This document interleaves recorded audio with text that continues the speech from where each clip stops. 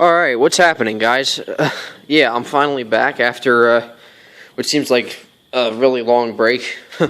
Just got started with another year of high school, and the workload picked up, so I haven't had much time to shoot videos now. Not like I was. I've just been making videos of racing and stuff like that, just to hold us off. So, made a couple changes around here, yet again, when I have time now, because I pretty much only have time on the weekends now. You guys haven't seen a video of the 210 in a while, so we're going to be making some big changes to this thing, so I say it's about time to make an update video, and this is a pretty big one. So let's see, where to I don't even know where to start. I guess we can go back to about August. As you guys saw, I brought my 210 up to the county fair, and they had a couple other John Deeres there too. There was a little round fender 112, and there was an entire set of the patio series tractors.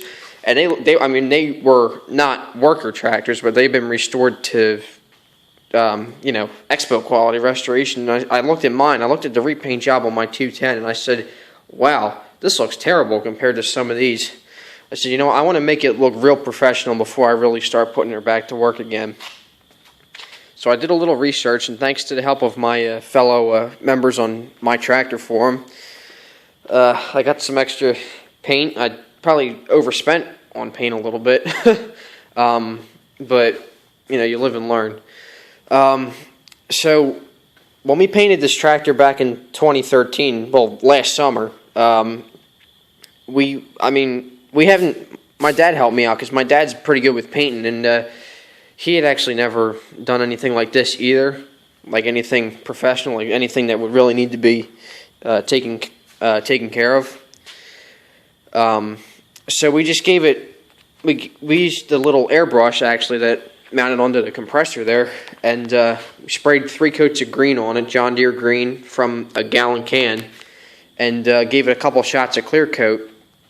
And the clear coat we threw on there to protect it, but what I didn't realize is that the clear coat actually dulled the paint up, which kind of annoyed me, which is kind of the opposite of what you would expect. But like I said, it dulled the paint up. It protected the green a little bit, but it just didn't have that shine to it that all the other tractors had. And I see so many guys like on the forums and on Facebook and on all the pages and stuff, they restore their tractors to look brand new, with the shine and everything.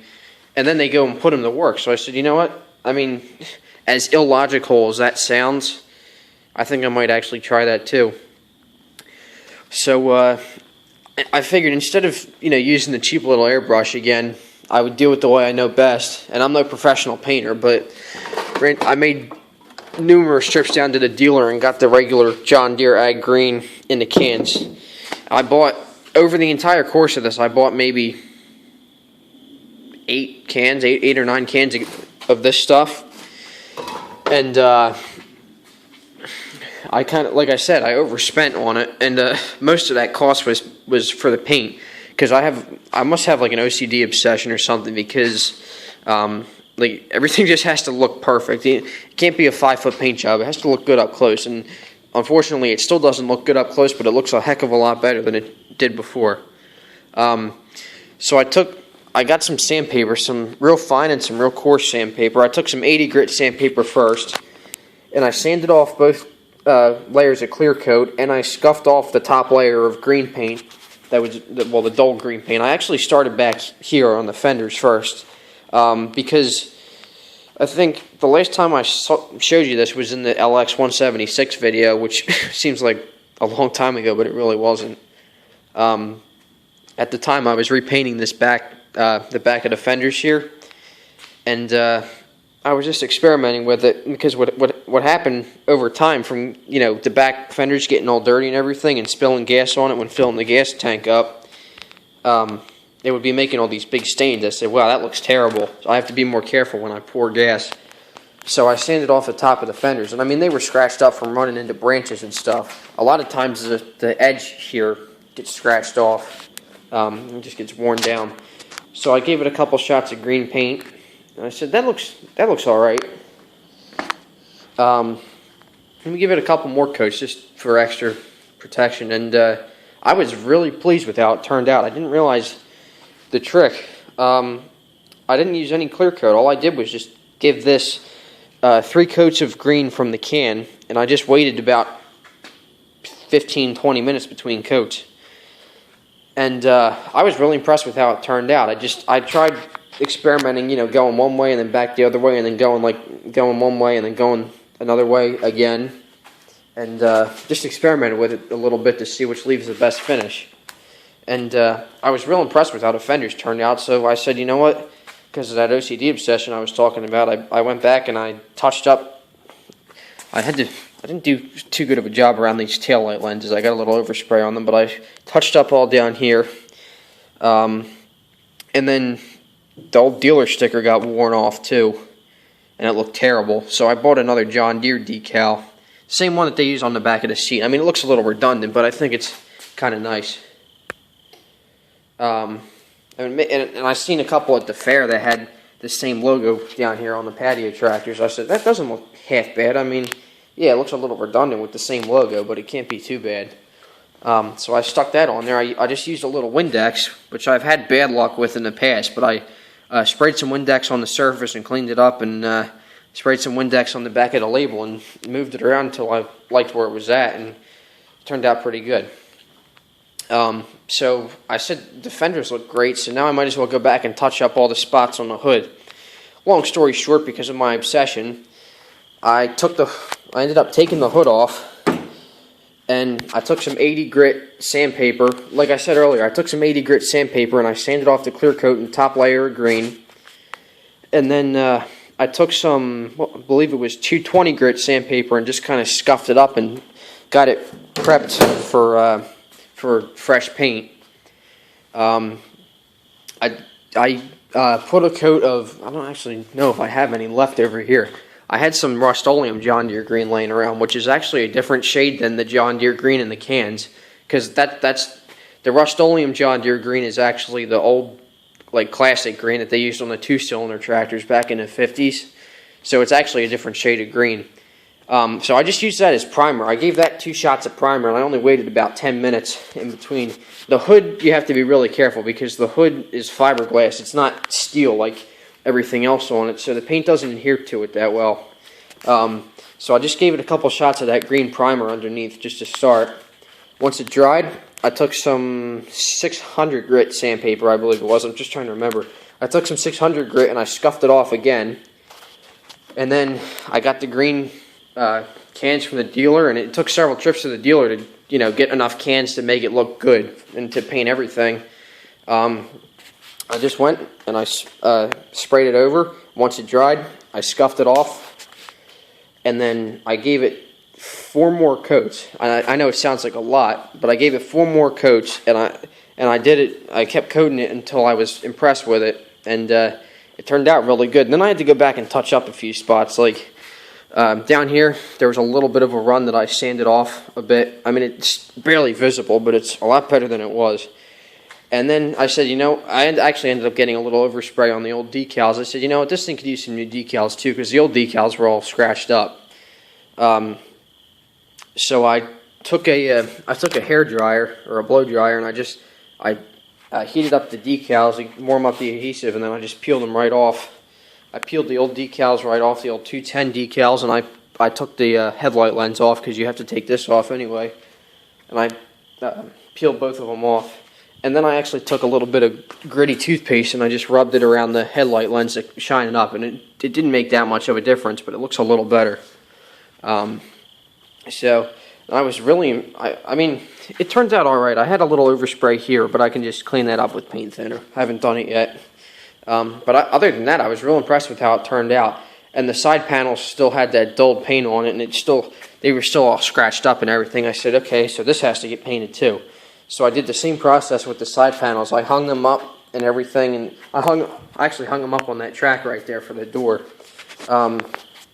after I painted them. But I wet sanded them with what was 80 grit, I believe it was.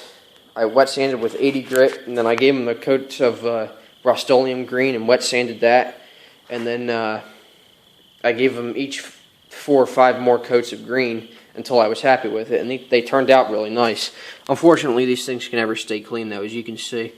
The way the steering on these is set up is if you turn too hard to the left, the wheel rubs up against the side panel, so that there's no way to prevent that. Unfortunately, there's no stop to adjust how far the wheel turns. But yeah, so now, I mean, I just painted like the top of the fenders. I didn't paint the front part of the fenders, and I didn't paint the dash pedestal either, or the front hood support. But for the most part, especially in the daylight, the visible parts like the hood, the fenders, and the side panels turned out great. So I was real happy with it. And like I said, it's going to be a worker tractor. It's not going to be a show tractor. So there's no point in making it look brand new, because the only way to keep it looking brand new is to not use it. And I hate when tractors don't get used. If you're going to have them, you got to use them. You can't just let them sit. That's just my 2 cents, but still. So that's that. I finally got the paint looking the way I wanted to. So it was like restoration part 2, kind of. I think I showed this in my other video from a while ago, but I got the wheel weights on. The wheel weights are a permanent addition now. And I had this set of 25-pound Cub Cadet cast iron weights, which they'll add 50 extra pounds when I'm in the garden tractor pull with it next summer. But I'm thinking of actually trading these. I had these sandblasted, and then my dad decided to use them outside to hold an umbrella down, and of course they got exposed to the elements and got all rusty. So I'll sand them down. I might repaint them, and I don't know if I want to keep them. I'd actually like to trade for a set of suitcase weights. If any of you guys want to trade for a set of 5 John Deere suitcase weights, let me know. I'll see what I can do about that. So that's that. Next thing, you probably noticed this right off the bat. I actually been wanting one of these for a while after I found out about it, about someone that makes these, because I always thought brush guards looked pretty neat. And then my friend Jimmy, John Deere 318 guy, one day, actually was on my tractor forum. He said, "Hey, I know someone who makes brush guards for the 200 series. It's a guy by the name of Al Zimmerman. He has a little company called Al Z Welding, and he fabricates like 3-point hitches and brush guards, weight brackets, traction boosters, and stuff like that. And he does good work. I mean, he does pretty good welding, and it looks decent. I mean, it doesn't look bad. It looks real good on the tractor. And I kind of wanted a brush guard to begin with, because I'm always going through brush and stuff with it, obviously. And I think it looks pretty darn neat. And when I use it to pull next summer, I'd like to enter this thing in the garden tractor pull. I have a little bit more work to do to it, but I'd like to enter this in the garden tractor pull. I can hang some suitcase weights on here. It holds 5 suitcase weights. And then this brush guard, I would like it if the brush guard was up higher, but then it would hit the hood. It's cut off right here, because that's about as far as the hood lifts up. Can't throw the hood up. And then it unbolts right here. It's got 2 bolts on each side with lock washers and nuts, and you just remove the brush guard and use this as a weight bracket. And then there's 2 sets of holes on each side, so you can actually slide this back and allow for extra weight to fit in there in the front. And very clever. I think it's very very neat. It makes a nice little addition. And I got it around Labor Day weekend, where Al was having a Labor Day sale, so I didn't have to pay shipping. It would be like another $50 to ship it. It was $160 from the guy, so, and then it was free shipping, so I got a good deal. I said I can't pass that up. So yeah, so that, and it also fits the 300 series. I think it might even fit the 318, like the later 300 series too. I'm not sure, but it definitely fits the 300 to the 317, because they have the same holes. There's a spring-loaded pin on each side, and this one actually has a loop in it, so it makes it easier to just pull it out. There's a hole here, and it slides down into this track right here. The one thing I had to do, though, I did it on the other side. I had to drill out the bottom corner, because it was getting in the way of this hole where the draft plate mounts, and the mower deck would just keep falling down. So that's the only thing I would change about it. I should have cut that down there, because you can fit the draft plate through it then. Next thing on the list is not necessarily a good thing, and I can't exactly get under it to show you. Actually, it was a long chain of events. I was having problems with the dry belt slipping, and it was old and stretched anyway. I had a little cash laying around, so I said, you know what, let me change the dry belt. And there was a guy selling a kit on eBay for 50 bucks with both belts. So I took the PTO off, and man, I really wish you could see that. I took the PTO off, and I removed the dry belt removed the variator belt, the primary belt, and then I went under the tractor. In order to remove the secondary belt, you have to remove the tension on the big spring under there, the secondary spring on the idler arm, and you have to remove the big idler pulley, or no, the big drive pulley under there. You can't, darn, that kind of sucks. You can't see it. Obviously, it's better to see with the deck off, but what happened one day was I was driving around mowing, and the secondary spring, which puts tension on the idler arm for the drive belt, the spring broke, and the tractor was just jerking forward because there was no tension on the spring, and the idler pulley arm was just slipping. So I took the deck off, and I took the fenders off, and I replaced the spring eventually, and the old piece of the spring was sitting right on top of the transmission housing, which is kind of funny, but yeah, so I got the spring replaced, and the tension on the belt and everything was working fine. I threw the tractor back together, and I put the rear belt on first. I took the pulley off and put the new belt on, and I put the front belt on, and the traction issues were minimal for a while anyway, and it was working a lot better. I mean, I wanted to replace the dry belts in the first place anyway, because they were the original belts. They were 31, 32 years old. So I did, and then I had a bit of a problem after putting it back together. I was driving it around, and I went to engage the PTO because I had to go out and mow with it, and the PTO wouldn't turn on.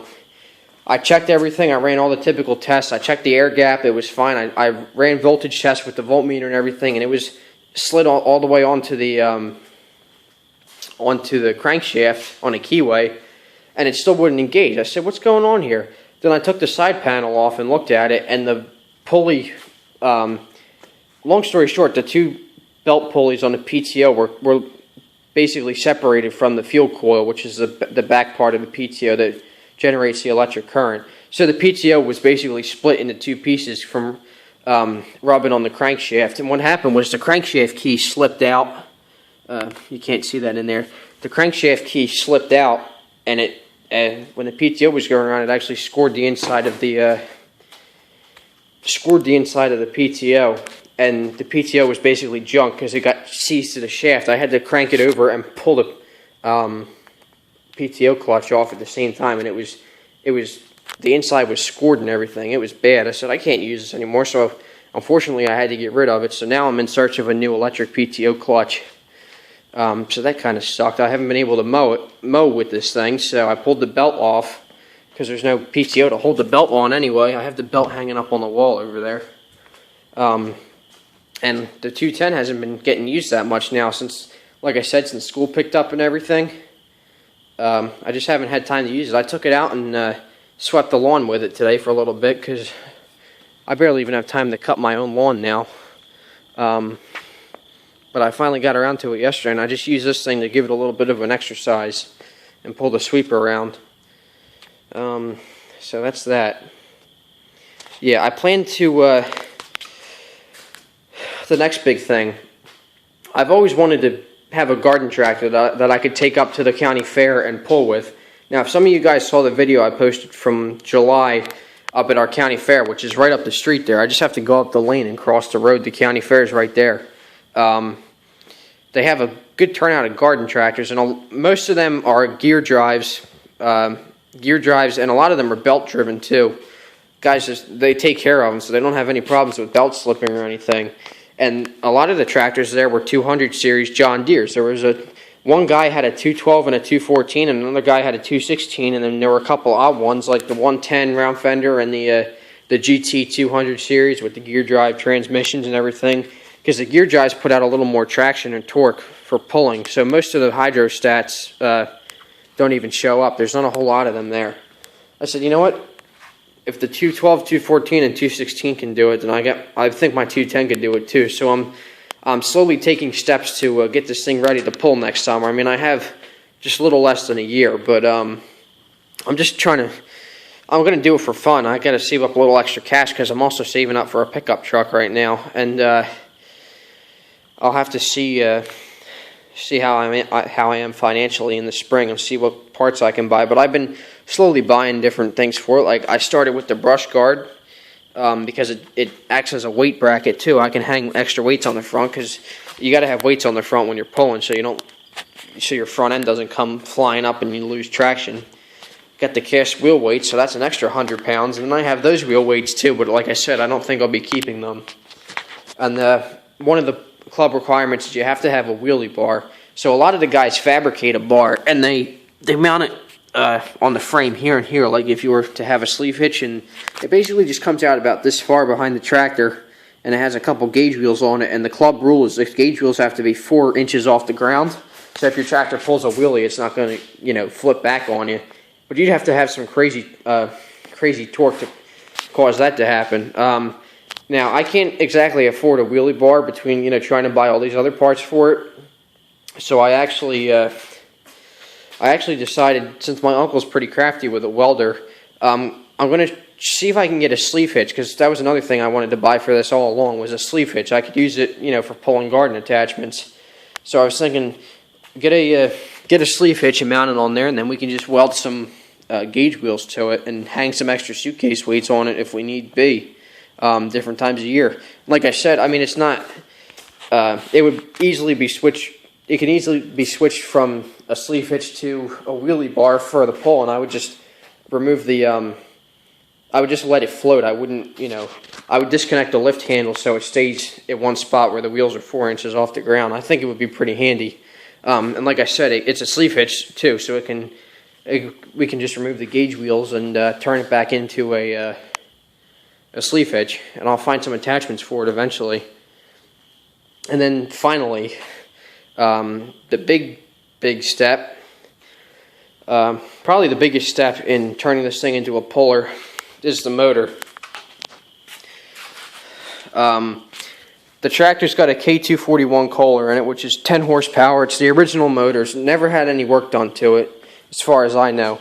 The head gasket's bad, so it leaks oil, and it doesn't have quite enough power to run the 46-inch deck. I mean, it'll do it, but after a while, it just starts to burn too much oil. I mean, there's always a constant haze of, blue smoke coming from it because it burns so much oil. And it didn't really show it until I started mowing with it, because mowing, especially for something with only 10 horsepower, mowing puts a big strain on the motor. So it was burning a lot of oil. And I said, you know what? I'd like to get a little more horsepower out of this anyway, because to be honest, if I had the choice, I would have bought a 212 or 214 instead, because they have a little more power, and it's basically just the same thing, just two or four more horsepower. And they use a different block and piston and everything, but the Kohlers would pretty much just drop right in. You just have to find the late style for these late 200 series, and not an early one for a 110 or 112, because they did switch them up. They made all different kinds of applications because Kohlers were used in all different tractors back then. Cub Cadets, John Deere's, Fords, Wheel Horses, all the popular brands, and they had all different specifications, like different crankshaft lengths and sizes and threads and all different kinds of stuff. So most of John Deere's were specific just to John Deere, so you have to have the right size crankshaft and everything. So I searched high and low for something that would have a little more power to pull and would have a little more power to run the mower deck. And last week on eBay, a guy messaged me because he saw I was looking through a few of the motors that he had for sale. He sells motors and parts for 200 and 300 series, and I was about to bid on one, and I ended up missing the end of the auction. And then a few days later, he messages me back and says, "Hey, I got another motor for sale. You want to look at it?" And I pulled up the listing. He only wanted $270 for it. He just needed it gone. It's a Kohler K301, which is a 12 horsepower motor, straight out of a 212. And the plus was that it was rebuilt. he took the whole thing apart and checked the bore and the crankshaft journals and all that stuff. And it was bored 10/1000ths of an inch over, which is the smallest you can, well, actually the smallest you can bore it out is 3/1000ths of an inch, but he bored it 10/1000ths. Or whoever had it before him bored it out 10/1000ths of an inch and put new piston rings, rod, and all that stuff in it. So it's ready to go for another 30 years before the cylinder gets worn and needs to be bored out again.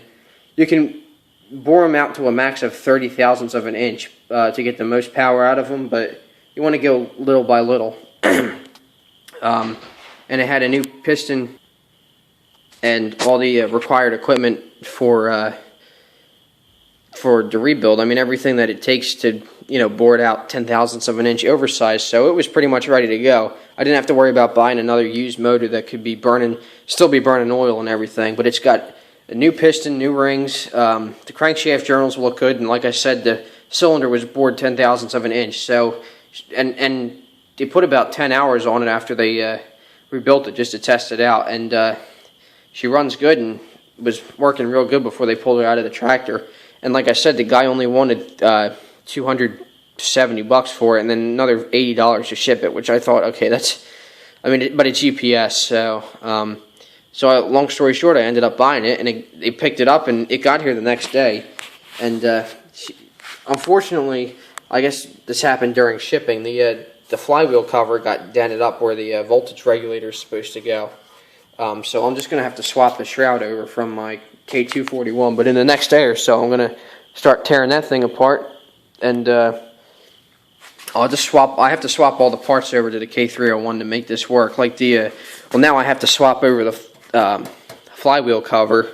So speaking of which, you can see this is a later one because it has a serial number as part of the main tag. Earlier ones had the serial number tag down here, but it's a K301. I'll have to look up the number to see what year it is. It's probably out of a late 212. Just I have to swap over all the stupid stuff, like the ground, that little L bracket with the hole in it, and for the ground wires.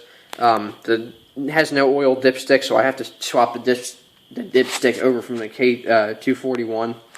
I have to put the voltage regulator on it. I'm going to see if I can either bend this back the way it was or just swap the shroud over. I have to put the starter on it. And then around this side, I have to put the fuel pump on it, the carburetor, and the air intake assembly, and just a bunch of stupid little stuff. It was repainted and everything. They had it steam cleaned and everything, and the motor was cleaned up before they rebuilt it, and everything's in real good shape. And then they repainted the block and everything, so she's pretty much good to go. It's got the right size crankshaft, the 1 inch crankshaft. I just have to put the new crankshaft key on it, and eventually I'll get a PTO for it. But it's fall now. It's going to be winter soon, so I'm not going to be mowing with that thing anyway. So I'll worry about getting a new PTO in the spring. But yeah, I have to swap the parts over, and it shouldn't be too hard. It's less than a day's work, definitely. It's got the governor spring and everything here, you can see. It's almost plug and play, but I just have to swap those couple things over. I'm just really annoyed about this flywheel cover. The top of this cover should actually be over this piece here. And it's, for those of you guys that don't know, it's very important that you keep the covers on the motor because it keeps the motor cool. The only things that these have to stay cool are air and oil. So you want to keep all the shrouds on them to keep them cool. So that's going to be my next project. In the next day or so, I'm going to tear this apart. I'll make a video of that too, doing the swap. I'm going to see how quick I can be with it without rushing it, because I got to be, you know, proficient and all that stuff. So I'm going to take that apart, take the sheet metal off, undo the bolts to pull the old motor out, and remove the drive belt, and then just put it up on my workbench there and just swap all the parts over. Really. I mean, the points, condenser, spark plug, coil, dipstick, air cleaner, carburetor, all that stuff. I can just swap it right over. It really shouldn't be too hard. I just need to put a little elbow grease into lifting it and swapping the motor over, which I'm not the strongest person, but I think it'll be a fun swap. I really do. I've never done anything. I've never actually done an engine or a motor swap before, so it should be interesting. And once I get the new parts on this thing, it should be plug and play. She should be ready to go. I'll course, I'll test run it and everything before, make sure everything works good, it starts and runs good, and everything's adjusted properly before I throw all the sheet metal back on it. But so now basically this tractor is going to be a 212, because that's what distinguishes the 200 series and the 300 series too, the horsepower. So it's a 200 series with a 12 horse Kohler, a K301 in it. So it's basically a 212. So I really didn't even need to get new 210 decals for it. I should have gotten 212 decals, but whatever. It's still a 210. That's how it was born, so it's going to stay a 210. So yeah, so stay updated for that. I should have that video up pretty soon. I'm going to get to work on that this weekend. It's supposed to rain, so I won't be able to use the thing too much. Here's the box that the thing came in too. It was packaged real well. I just took all the foam and stuff out of it.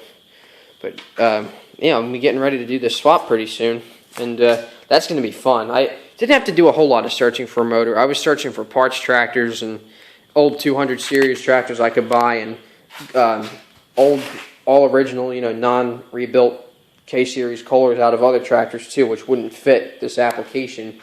And this guy up in New York on eBay just happened to have them for sale because he only works on John Deere's, I think. And it was the right application for a John Deere because it was a late one. So, and the price was not too bad. Like I said, he just needed it gone, so he said, "Here, take it." So I bought it in a heartbeat, and he shipped it out, and it got here the next day. So that should be one of my next videos. I'll have the engine swap video. We'll do the last run of this.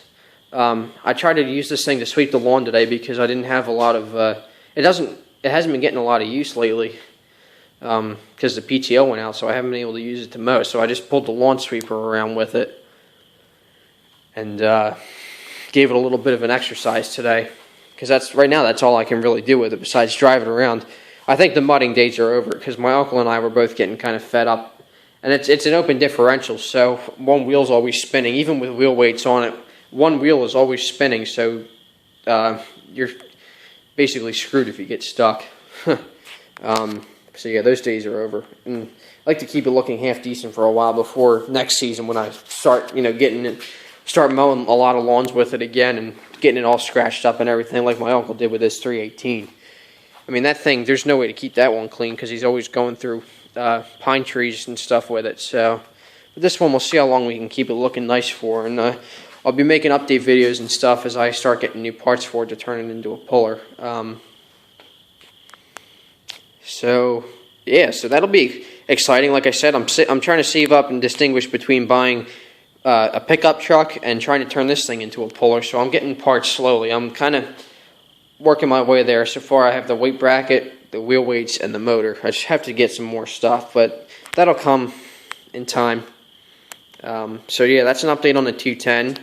And when I guess later this weekend, if that's when I put the new motor in, and I'll do a video on the last run of the K241. Then we'll pull the motor out. I'll put it over here in the corner, where it'll probably sit for a couple years or so, unless I can, unless I have a good use for it or someone wants to buy it or something like that.